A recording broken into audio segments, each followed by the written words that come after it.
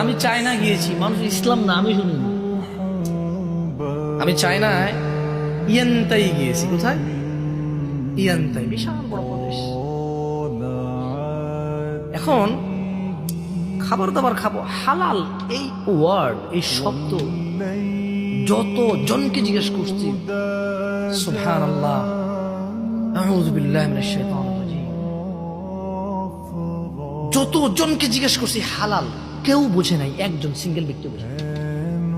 হয়তো কেউ কেউ বুঝতো, বাট আমি তার দেখাই পাই না, বাট আমি কাউকে পাই নাই।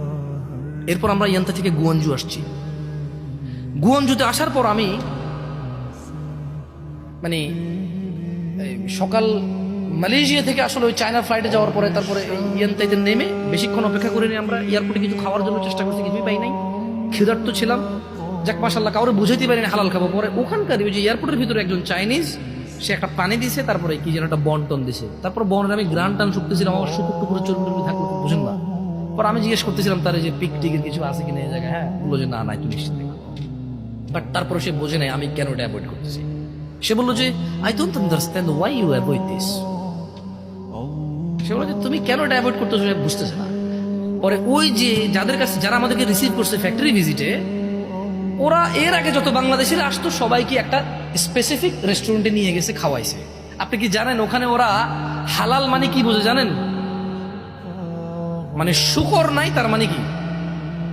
শুকর নাই তার মানে কি? মদ নাই তার মানে কি? হালাল। কিন্তু যে বিসমিল্লাহ বলে জব যে করতে হয়, বিসমিল্লাহ বলে জব করতে, এটা তোরা জানে না। এবং বাংলাদেশিরা, পাকিস্তানিরা, ইন্ডিয়ানরা, সৌদিরা, কুয়েতিরা, এই পুরো পৃথিবীর সমস্ত মুসলিম আমরা অপারগ হয়েছি।